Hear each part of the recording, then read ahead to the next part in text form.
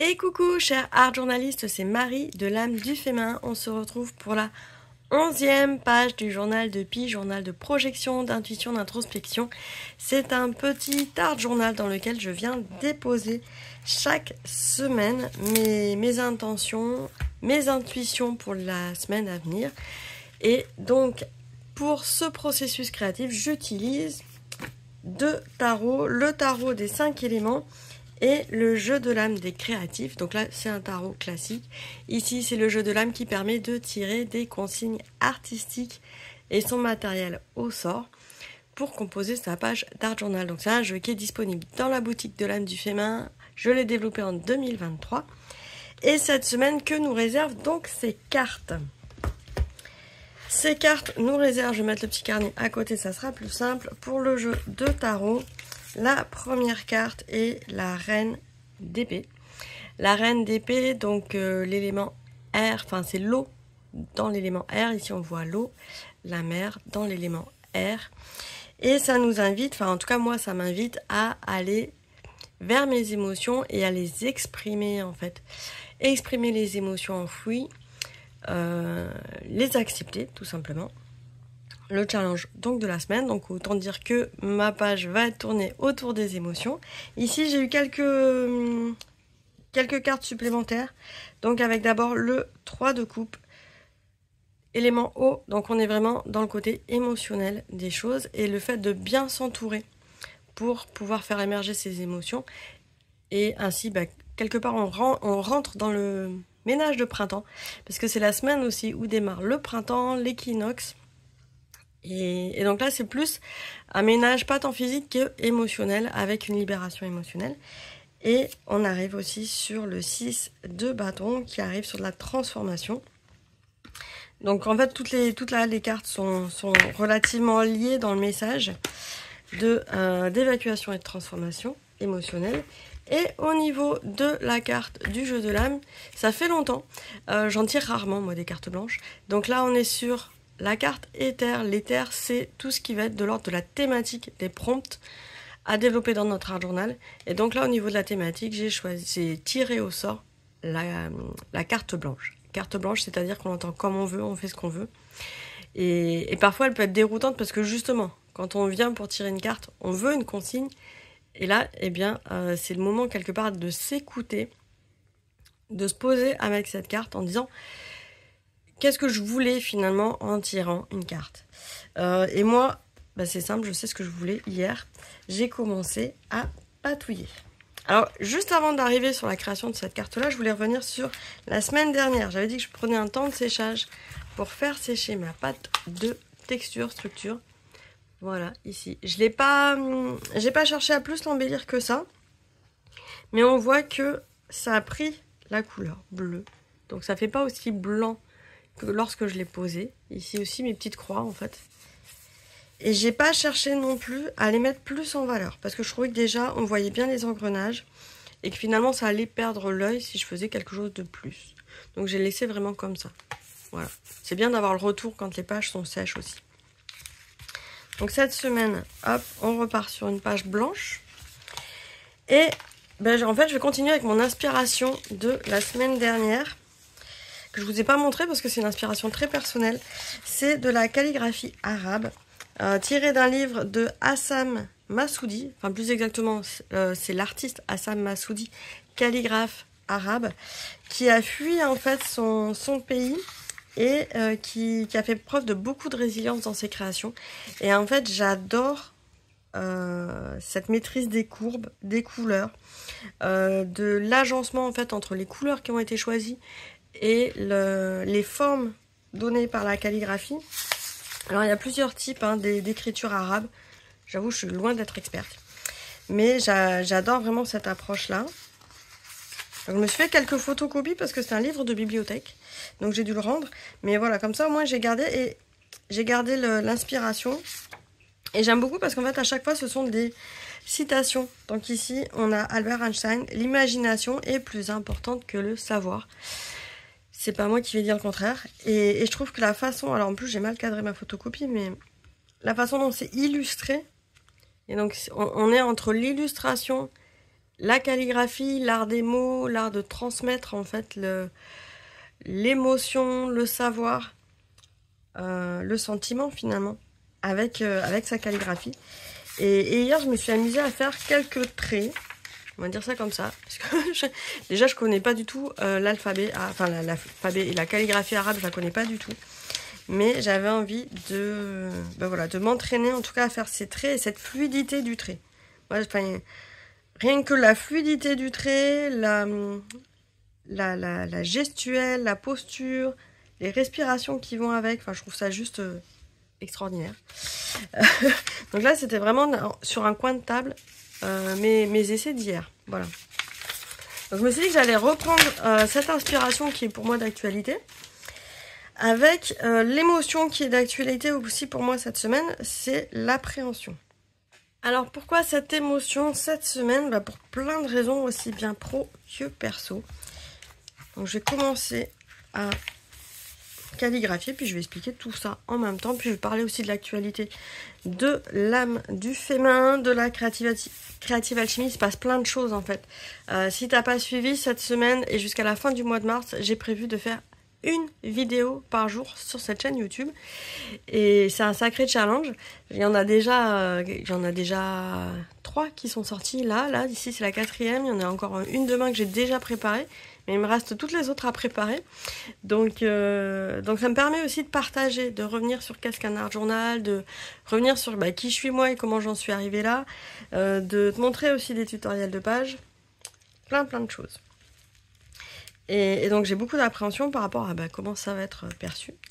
Ici j'ai un stylo pilote, voilà, hop, un parallèle pen ça s'appelle, que j'ai acheté parce qu'en fait pour la Creative Alchemy, dès le mois d'avril on arrive sur 2 ateliers de calligraphie et de lettering. Ça va être un mois très calligraphie, lettering, très écrit. Mais aussi, c'est l'écriture dans le sens artistique du terme. Donc, finalement, tout se met en place assez naturellement. Et donc là, l'artiste qui fait cette calligraphie avait proposé cet outil-là, que je ne maîtrise pas vraiment. Donc, c'est parti, ça va être le moment de le tester.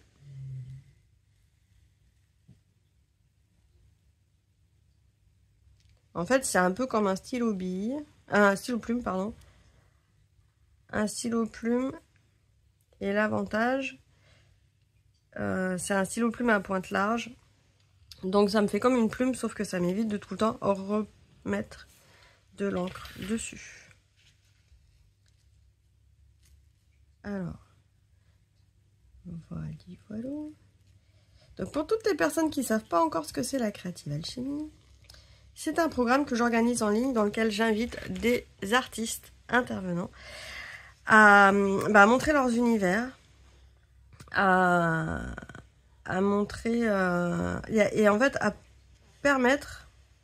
permettre de tester plein de nouvelles approches artistiques pour enrichir ta pratique. Moi je considère que si on veut développer sa pratique, il faut tester plein de choses et après voir ce qui nous parle, voir voilà, et après développer plus en profondeur ce qui nous parle, mais déjà il faut tester pour savoir.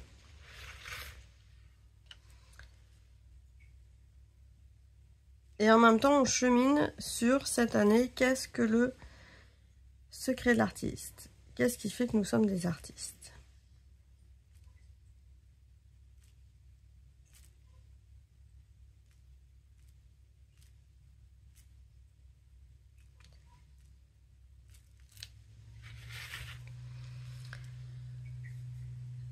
Alors là, je sais pas, j'ai pas encore le truc d'imbriquer bien les lettres entre elles.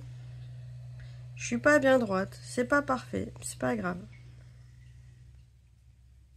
Et quelque part, enfin c'est aussi ça qui est beau dans la calligraphie, je trouve, c'est que à travers le trait, on sent l'état émotionnel de la personne. Si on n'est pas bien posé, aligné, etc., la calligraphie, on le voit dans le trait en fait. Si on est bien posé, si on est bien aligné, si tout est parfait, ça se voit dans le trait. Et au contraire, s'il y a de l'anxiété, s'il y a de l'appréhension, forcément, ça va se voir, le trait, il va être particulier. Hop, Alors j'ai de l'appréhension aussi au niveau personnel cette semaine. Parce que j'ai un petit examen médical. Hop, c'est un suivi, mais bon, voilà. Hein. On est d'accord qu'on sait jamais exactement les résultats avant de les avoir. Hop, rien de bien grave, mais c'est comme ça. Voilà. Mais bon, là, l'idée, c'était de partager l'émotion. Enfin, l'idée. L'appel des cartes, c'est d'aller dans ses émotions et de se faire entourer pour y aller, j'allais dire presque pleinement, et pouvoir se libérer, en fait. Parce qu'à partir du moment où on les a déposées, ces émotions, on peut y aller. Et j'avais envie de continuer à la même façon que Hassan Massoudi. Ce que j'aime bien aussi dans ces dessins, en dehors des grands traits calligraphiés, c'est toutes ces petites écritures qui vont se retrouver tout autour, qui viennent porter le reste du message. Parce que dans sa démarche artistique, il y a donc cette grande écriture qui va être la lettre centrale, le mot central, mais en fait, tout le reste de la citation va être porté tout autour, ou va être répété. Par exemple, ici, on va avoir le mot dignité. Ici, le mot dignité. En fait, il va être répété à l'intérieur. Et toujours dans ce côté flamme, puissance de transformation. C'est un artiste que j'ai découvert. Alors oui, la petite astuce, hein, moi je me balade dans ma bibliothèque, près de chez moi. Et je choisis des rayons. Et là, l'autre jour, mon fils était en atelier dans la bibliothèque. Donc ça m'a permis de prendre le temps. Et je ne savais pas qu'il y avait des artistes calligraphes qui étaient comme ça dans le... Enfin, qui avaient des livres comme ça dans ma bibliothèque. Et donc, j'ai passé un bon moment. J'ai trouvé aussi un autre artiste calligraphe qui... Alors, j'ai trouvé l'approche très sympa, mais par contre, j'ai pas pris plus de modèles parce que esthétiquement, c'était que du noir et blanc. Mais qui, lui, mélangeait aussi bien l'alphabet hébraïque que l'alphabet arabe et que l'alphabet français, enfin, occidental, sur ces pages. Et donc, je trouvais ça assez sympa. En plus, c'était un calligraphe originaire de France. Et assez sympa, en fait, de mixer les cultures, les approches calligraphiques sur un même support. Et de pouvoir relier dans le monde dans lequel on est, sur un même support, des mots avec des façons d'écrire d'origines différentes. Hop.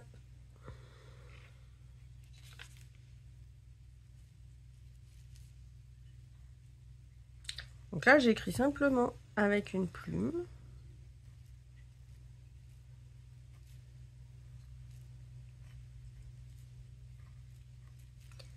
Hop. Alors j'écris aussi amitié. Donc en fait, là, je suis partie pour écrire un peu toutes les émotions qui vont me traverser cette semaine. Et par lesquelles aussi j'aimerais traverser cette semaine. Je vais peut-être même pas fermer parce que j'ai passé mon temps à ouvrir et fermer sinon. Voilà. Donc ici j'ai des encres, c'est des encres Winsor et Newton. Là j'ai une dorée également. Hop. Je les applique à la plume, je pourrais les appliquer aussi au pinceau. C'est peut-être pas le meilleur papier là. Je vois que mon encre elle file un petit peu à l'intérieur de mon papier. C'est clairement pas le meilleur papier pour faire de la calligraphie. C'est pas grave. J'aurais peut-être pu le préparer avec une couche de gesso. Je vois que ça file en dessous en fait. Là ça va, ça traverse pas trop, mais... Voilà, ça a filé derrière. C'est pas grave. La semaine prochaine, je préparerai mon papier.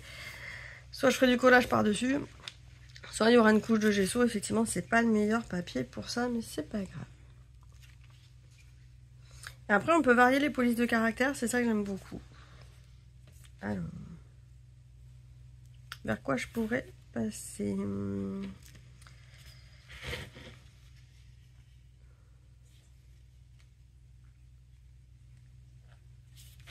Hop là.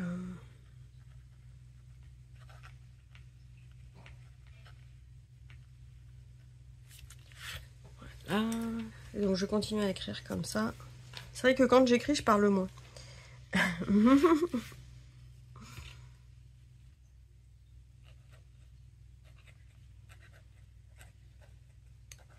Tac, sinon je fais des fautes d'orthographe.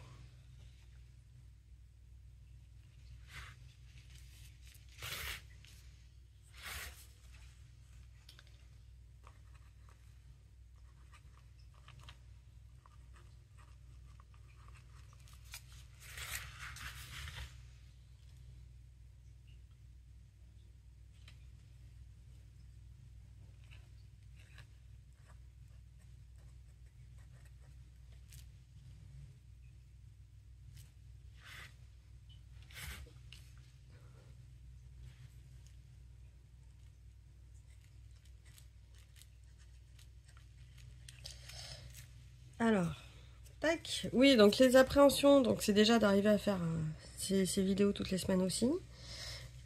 De faire cet examen médical.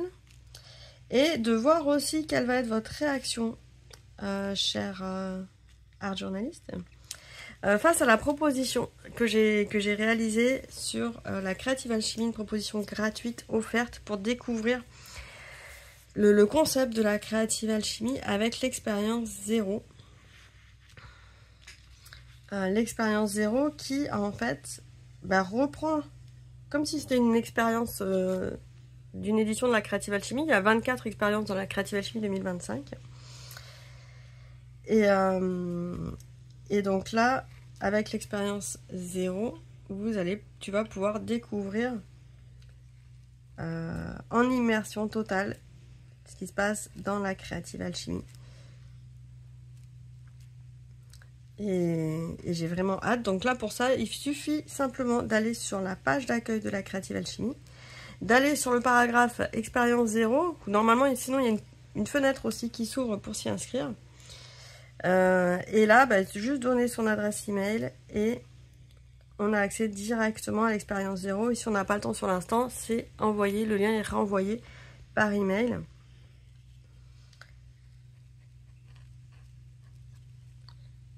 Et là, réserve-toi, j'allais dire 2 heures de création tranquillement pour découvrir cette expérience 0 avec ton matériel d'art journaliste.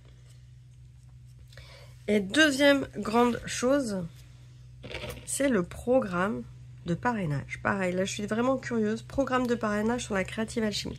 C'est-à-dire que tu peux la recommander à tes amis, que tu n'aies fait qu'une édition, que tu aies fait les 5 éditions de la Creative Alchemy, que tu hésites encore à la faire, mais que tu dis j'ai envie, mais j'ai pas forcément les moyens tout de suite maintenant, ou le temps. Eh bien, tu peux souscrire au programme de parrainage de la Creative Alchemy directement aussi sur le site, et là c'est en bas de la page d'accueil. Tu vas avoir tous les détails et donc ça va être, enfin c'est juste énorme. Je t'en dis pas plus, je te laisse aller regarder.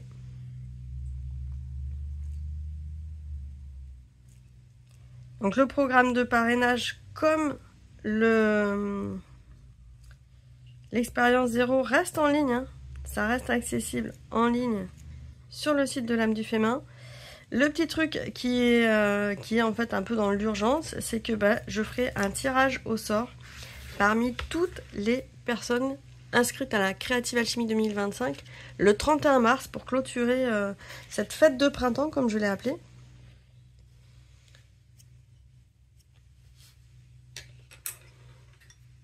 Hop, je change un peu de matériel. Et donc là, franchement, j'ai vraiment hâte, quoi. Hâte de voir comment toi, art journaliste, tu vas t'approprier ces propositions de parrainage, d'expérience 0, etc. Hâte de voir aussi comment tu vas t'approprier les différentes vidéos. Là, donc, j'ai repris l'inspiration, l'intuition. Demain, le savoir-faire, avec justement des exercices pratiques. Avec le prompt de la semaine, de cette semaine on est le combien aujourd'hui d'ailleurs? On est lundi...